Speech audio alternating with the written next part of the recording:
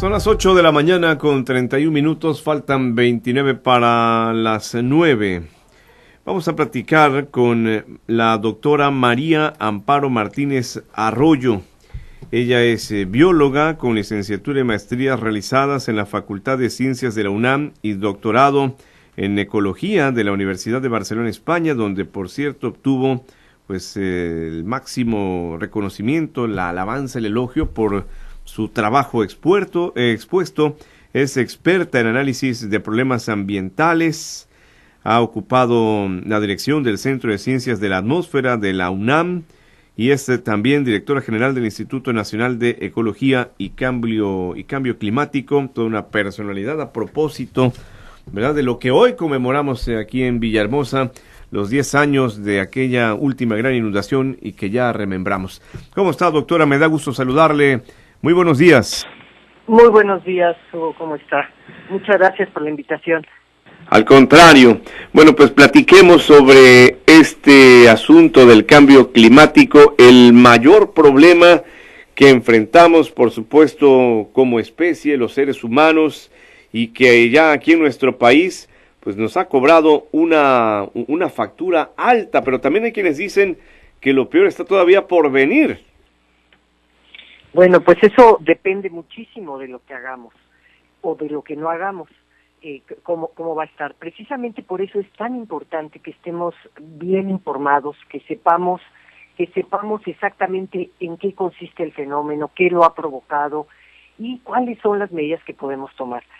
Pero también es muy importante que además de que sepamos cuáles son las que podemos tomar personalmente y como sociedad, que sepamos que esto está sucediendo en todo el mundo, que es un acuerdo internacional muy firme el luchar contra este fenómeno creado básicamente por las actividades humanas de emisión y de concentración en la atmósfera de una serie de compuestos, y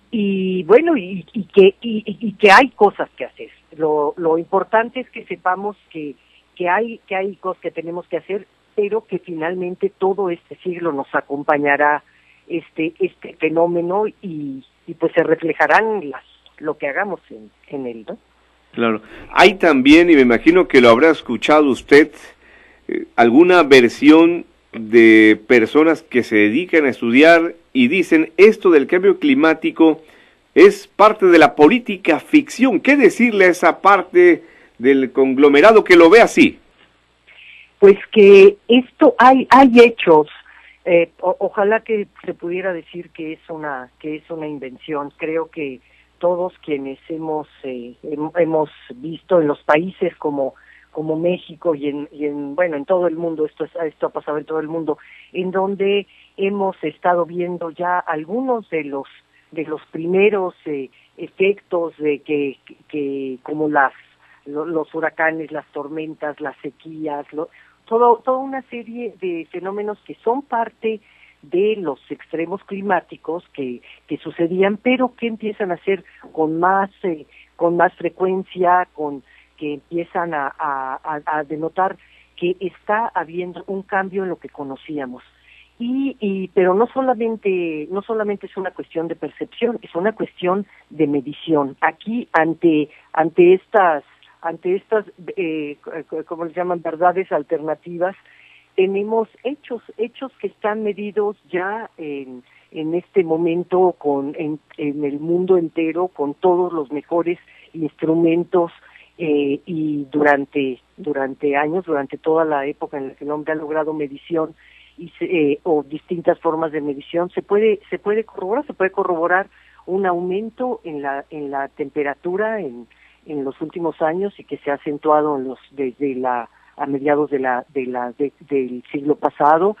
Tenemos entre los signos vitales del planeta muy claramente una concentración en la atmósfera de gases que provocan el que no pueda salir el calor, por decirlo así, de la Tierra, como tendría que suceder una parte del aumento de la temperatura que provoca los rayos del sol.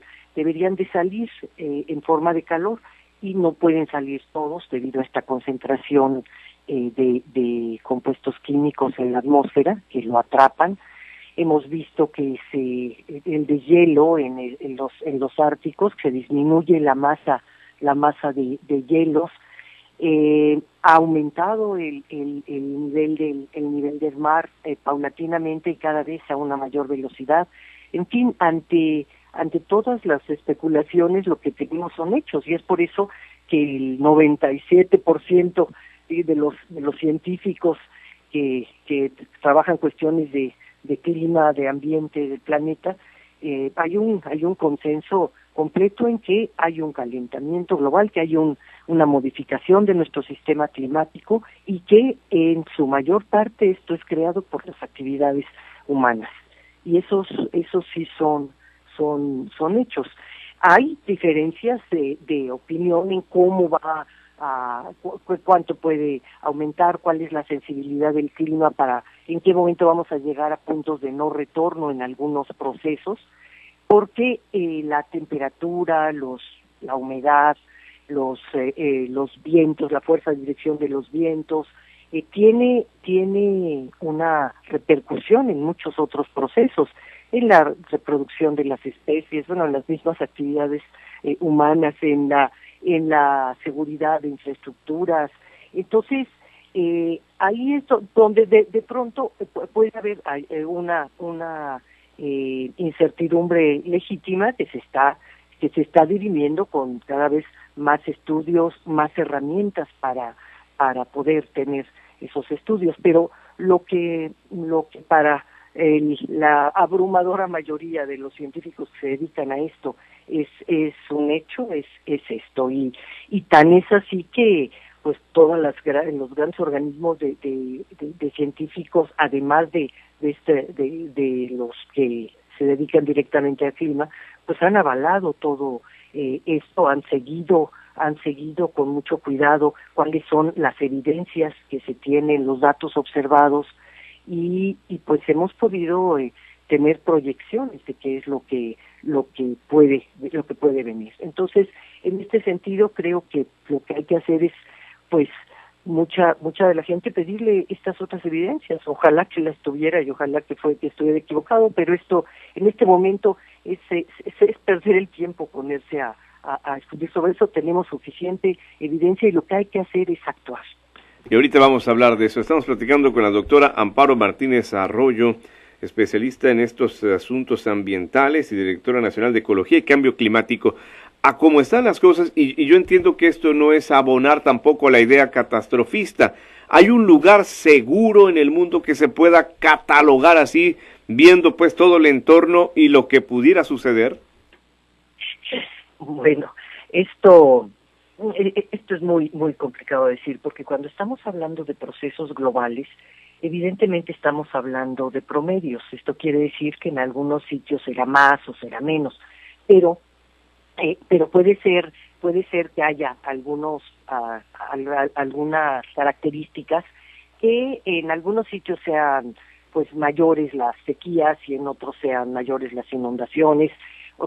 Sería un poco decir, bueno, vamos a escoger de qué preferimos. Yo creo que es mejor el pensar, el conocer bien el entorno donde vivimos, ver cuáles son las zonas más vulnerables, por ejemplo, en Tabasco, que eso es lo que estamos tratando de estudiar, ver cuáles son las zonas más vulnerables a fenómenos climáticos, por qué son vulnerables, quiénes son vulnerables ahí, y empezar a actuar, porque lo podemos hacer.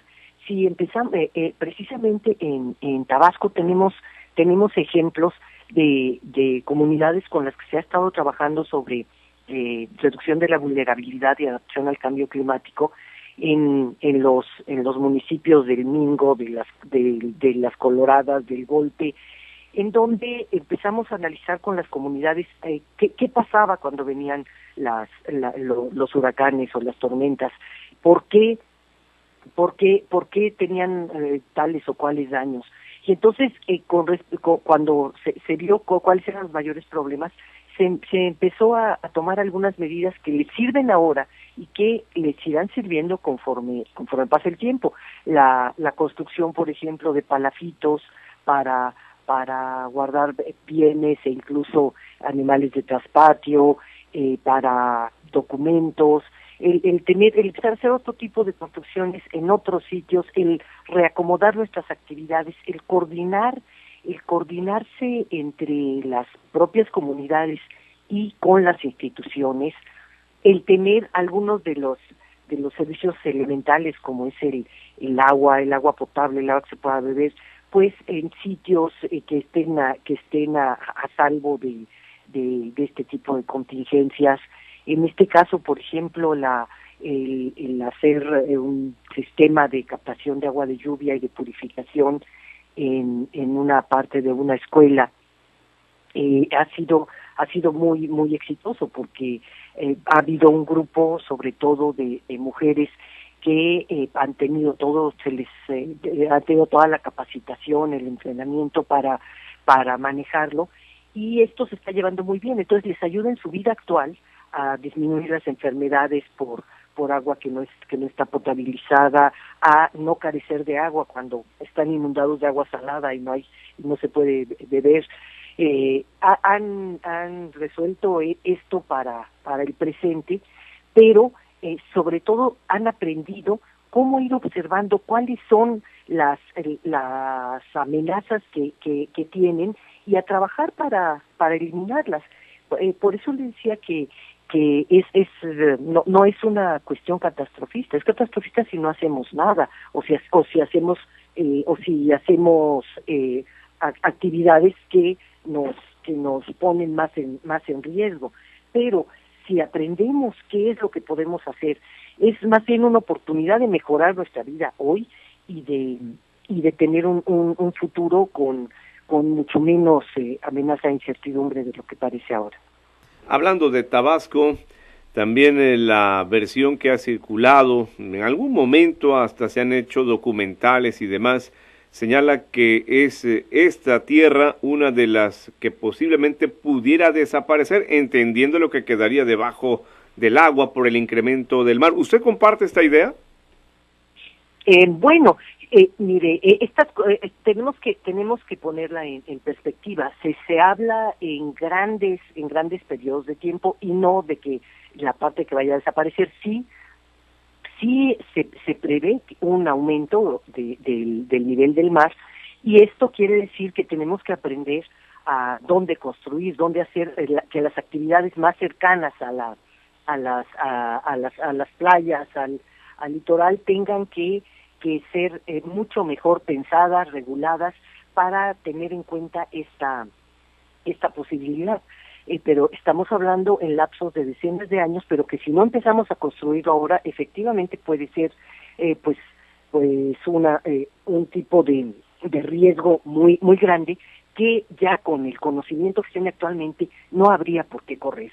Entonces, la cuestión es que sepamos que el tener una cierta proyección de posibilidad, siempre hay incertidumbres. De acuerdo a lo que hagamos puede cambiar, hay muchas cosas que desconocemos todavía de hacia dónde pueden irse, pero este tipo de proyecciones de aumentos del nivel del mar es muy probable, y yo creo que lo mejor es trabajar sobre cómo podemos reordenar las actividades de manera que hagan el menor daño posible este tipo de eventos. Sí. Ahora que hemos visto fenómenos, por ejemplo, huracanes más agresivos y todo esto, viene también a mi mente las escalas que se han planteado desde hace muchos años. Tendrán que replantearse. Por ejemplo, vemos huracanes que pues están más allá de la escala 5, ¿no? O del número 5 dentro de la escala que los mide. ¿Tendrá que replantearse todo esto también? Pues en general se está replanteando todo. En un futuro cercano lo que se puede prever es un aumento de la frecuencia y que se vayan hacia las intensidades más altas. No se está planteando aún una nueva escala, pero está dentro de las posibilidades. La ciencia del cambio climático está en pleno desarrollo en muchas de las de estas aristas extremas, digamos, pero por lo pronto con los 4 y los 5 tenemos suficiente para el daño. Aquí es muy importante recordar que las escalas que hay para los locales tienen que ver con los daños que provocan, y los daños que provocan tienen que ver con lo que hagamos en la sociedad. Entonces, yo espero que no se tenga que replantear las escalas, porque nosotros aprendamos antes a cómo construir las casas, dónde construirlas, cómo tener una mayor protección, porque hay que recordar que para que sean desastres los eventos naturales, pues tenemos que haber hecho los seres humanos nuestras ciudades o nuestros poblados de una forma que lo permitan, o incluso casi que construimos nosotros mismos los desastres con la forma en la que vivimos o en la forma en la que construimos. Entonces, lo que es importante es que aprendamos eso. Hay realmente muchas formas ahora de construir las casas, de organizarse, de organizar el territorio. Eso lo tenemos que aprender y hacerlo juntos, la población, los distintos sectores productivos, las autoridades locales, estatales y federales.